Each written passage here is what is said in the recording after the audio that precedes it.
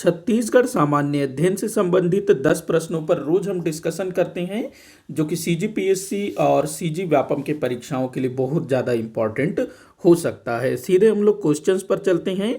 तो आज का पहला क्वेश्चन है, दाऊ मंदारजी पुरस्कार प्राप्त करने वाले प्रथम व्यक्ति कौन थे। तो देखिएगा, हमारे राज्य शासन द्वारा बहुत सारे पुरस्कार सम्मान विभिन्न क्षेत्रों में दिए जाते हैं और अधिकतर जो पुरस्कार है ना वो हमारे छत्तीसगढ़ राज्य के प्रथम स्थापना दिवस के अवसर पर शुरू किया गया था। लगभग 11 पुरस्कार हैं जो कि 1 नवंबर सन 2001 को राज्य स्थापना के 1 वर्ष पूर्ण होने के उपलक्ष्य में शुरू किया गया था। तो जो दाऊ मंदारजी पुरस्कार है ये भी 2001 में शुरू किया गया था। तो वर्ष 2001 में प्रथम दाऊ मंदारजी पुरस्कार प्राप्त करने वाले व्यक्ति कौन थे, ये आपको बताना है। आप लोग जो है अपना आंसर नीचे कमेंट बॉक्स में जरूर बताइएगा मेरे आंसर बताने के पहले। तो देखिएगा, झाड़ूराम देवांगन जो कि पंडवानी से संबंधित है। झाड़ूराम देवांगन को पंडवानी का गुरु गायक भी कहा जाता है। तो ये जो है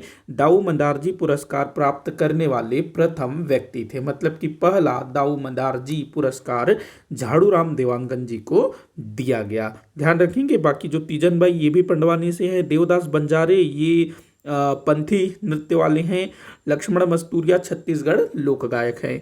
अगले क्वेश्चन को देखते हैं, ग्राम चमसूर किनकी जन्म स्थली है। तो ग्राम चमसूर, तो चमसूर इनमें से किस स्वतंत्रता सेनानी की जन्म स्थली है। तो जो चमसूर है ना ये राजिम के आसपास है चमसूर, या हम कह सकते हैं कि राजिम में पड़ता है। अब राजिम से किनका संबंध था, तो देखिएगा पंडित रविशंकर शुक्ल की अगर मैं बात करूं तो इनका जन्म सागर में हुआ था। घनश्याम सिंह गुप्त इनका जन्म दुर्ग में हुआ था। सुंदरलाल शर्मा इनका जन्म राजिम में हुआ था और पदमलाल पुन्नालाल बख्शी जी का जन्म मेरे ख्याल से खैरागढ़ में हुआ था। तो यहाँ से जो पंडित सुंदरलाल शर्मा जी हैं इन्हीं का जन्म हुआ था चमसूर नामक गांव में, और ये जो चमसूर गांव है ये राजिम के आसपास पड़ता है। तो पंडित सुंदरलाल शर्मा जी की जन्म स्थली है चमसूर, या फिर आप राजिम भी कह सकते हैं। बढ़ते हैं अगले क्वेश्चन की तरफ। अगला क्वेश्चन है, 1920 का बीएनसी मिल का ऐतिहासिक हड़ताल कितने दिनों तक चला। तो सन 1920 में हमारे छत्तीसगढ़ के नांदगांव रियासत में एक मिल हुआ करता था, एक फैक्ट्री हुआ करती थी जिसका नाम था बीएनसी मिल, अर्थात बंगाल नागपुर कॉटन मिल। तो ये कॉटन मिल था, कपड़ा वगैरह तैयार होता था। तो यहाँ पर जो है बड़ी संख्या में श्रमिक कार्य किया करते थे। तो यहाँ पर जो मिल मालिक थे वो मजदूरों पर अत्याचार भी किया करते थे, उनका शोषण भी होता था, मतलब कि उनसे ज़्यादा काम करवा करके उनको जो है कम वेतन दिया जाता था। उनका जो कार्य करने का स्थल था वो उतना अच्छा नहीं था, और जो सुविधाएं उनको मिलनी चाहिए वो सुविधाएं उनको नहीं दी जा रही थी। तो ऐसे समय में नांदगांव रियासत के ही एक व्यक्ति जिनका नाम था ठाकुर प्यारेलाल सिंह, तो वो जो है मजदूरों के दशा को देखते हैं और उनकी दशा को सुधारने का प्रयास करते हैं। वो जो है मजदूरों को एकजुट करते हैं, उनको प्रेरित करते हैं कि आपको अपनी लड़ाई खुद लड़नी होगी, आपको जो है अपना आपके ऊपर जो शोषण हो रहा है, अत्याचार हो रहा है, उसके विरुद्ध आपको आवाज उठानी होगी, हड़ताल करनी होगी। तो यहाँ पर ठाकुर प्यारेलाल सिंह जी के प्रेरणा से मजदूरों ने जो है हड़ताल शुरू की, और ये जो है भारत का बहुत बड़ा हड़ताल इसको माना जाता है। और ये कितने दिनों तक चला था, तो 36 दिनों तक ये हड़ताल चला था। कितने दिनों तक, 36 दिनों तक। और यहाँ पर जो नेतृत्व करता थे, जो प्रेरणा स्रोत थे, वो थे ठाकुर प्यारेलाल सिंह जी। तो ध्यान रखना 36 दिन तक। और यहाँ जो है ना बीएनसी मिल, यहाँ पर 3 बार हड़ताल हुआ था। जो दूसरा वाला था उसमें गोली वगैरह भी चल गई थी, और जो तीसरा हड़ताल था उसके बाद इस मिल को ही बंद कर दिया गया।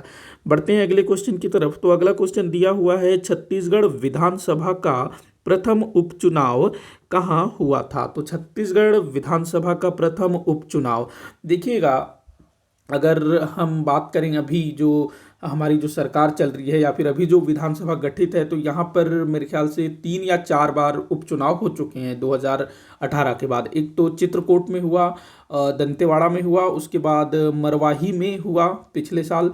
तो ये उपचुनाव होता क्या है? तो देखिए क्या होता है कि मान लो किसी जैसे हमारे यहाँ टोटल 90 विधानसभा सीट है, 90 विधायक चुन लिए गए। अब इन 90 में से कोई भी एक विधानसभा सीट रिक्त हो जाती है। मान लो कोई जो विधायक है वो अपना पद छोड़ देता है, उसको कोई बड़ा पद मिल गया, किसी भी कारण से वो अपना पद छोड़ देता है या उसकी डेथ हो जाती है, जिससे उसका जो पद है वो रिक्त हो जाता है, तो उससे एक विधानसभा क्षेत्र में चुनाव करवाया जाता है, तो उसी को कहा जाता है उपचुनाव। तो हमारे छत्तीसगढ़ में विधानसभा का प्रथम उपचुनाव कहाँ हुआ था? तो मरवाही में हुआ था। ध्यान रखना, यहाँ का जो विधायक था उसने त्यागपत्र दे दिया था और फिर यहाँ पर उपचुनाव हुआ। यहाँ जो विधायक थे ना, रामदयाल उइके, इसने जो है त्यागपत्र दे दिया। उसके बाद जब उपचुनाव हुआ तो अजीत जोगी वो जो है मरवाही विधानसभा क्षेत्र से जीत जाते हैं।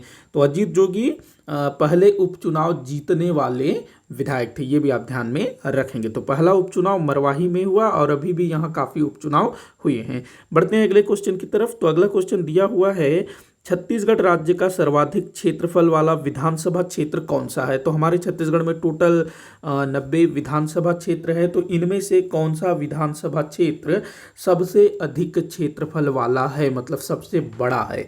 तो देखिएगा जो बीजापुर है ना, बीजापुर, तो ये सबसे बड़ा विधानसभा क्षेत्र है क्षेत्रफल के आधार पर, क्योंकि यहाँ पर पूरा का पूरा जो बीजापुर जिला है वो इसमें आता है। ध्यान रखना। बढ़ते हैं अगले क्वेश्चन की तरफ। तो अगला क्वेश्चन दिया हुआ है, गोंड जनजाति का मुख्य संकेंद्रण है। गोंड जनजाति जो कि हमारे छत्तीसगढ़ की सबसे बड़ी जनजातीय समूह है। हमारे छत्तीसगढ़ में जितने भी जनजातीय लोग रहते हैं उनमें से लगभग 56% गोंड ही हैं। तो गोंड जो है हमारे छत्तीसगढ़ की सबसे बड़ी जनजातीय समूह है, पूरे भारत की सबसे बड़ी जनजातीय समूह है गोंड।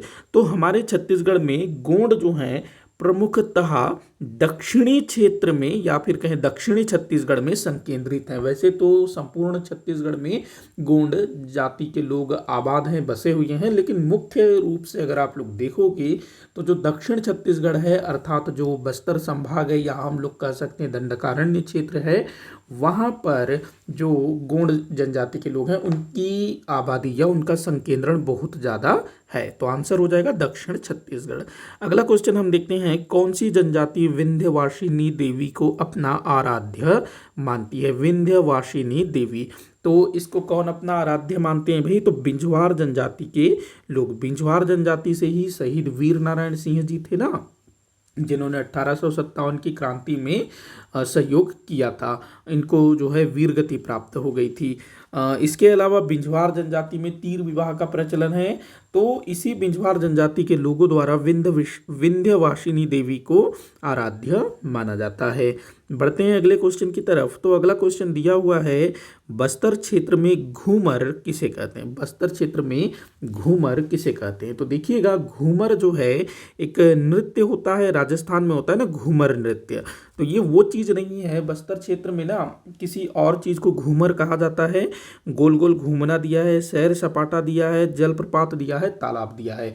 तो बस्तर क्षेत्र में जो जलप्रपात होता है, वाटरफॉल, उसको घूमर कहा जाता है। ध्यान रखना, जलप्रपात को घूमर कहा जाता है। जैसे कि आप लोगों ने पढ़ा होगा मेंदरी घूमर, तांबड़ा घूमर। तो घूमर जो है किसे कहा जाता है? जलप्रपात को। इसके अलावा आप सुदूर दक्षिण में जाओगे, जैसे कि सुकमा, दंतेवाड़ा, उस तरफ जाओगे तो उस तरफ जो है जलप्रपात को इंदुल कहा जाता है। क्या कहा जाता है? इंदुल। ध्यान रखना, इंदुल। तो बस्तर क्षेत्र में घूमर और सुदूर दक्षिण छत्तीसगढ़ में मतलब जो सुकमा, कोंटा, उस तरफ जो है इंदुल। तो दोनों चीज़ें आप लोग ध्यान में रखेंगे। अगला क्वेश्चन है, छत्तीसगढ़ में किस पर्व को सुहाग का पर्व माना जाता है? तो छत्तीसगढ़ में सुहाग का पर्व किसको माना जाता है? देखिए, सुहाग का पर्व एक होता है करवा चौथ, लेकिन हमारे छत्तीसगढ़ में जो है करवा चौथ हालांकि मनाया जाता है, लेकिन हमारे छत्तीसगढ़ में सुहाग के पर्व के रूप में तीजा अर्थात हरितालिका को मनाया जाता है। लगभग अधिकतर लोगों द्वारा तीजा ही मनाया जाता है, हालांकि करवा चौथ को भी अब थोड़ा मनाया जा रहा है। तो करवा चौथ जो है ना भारत में काफ़ी मनाया जाता है, लेकिन हमारे छत्तीसगढ़ में तीजा जो है सुहाग के पर्व के रूप में मनाया जाता है। जो सुहागिन स्त्रियां होती हैं अपने पति के दीर्घायु के लिए व्रत रखती हैं, निर्जला व्रत।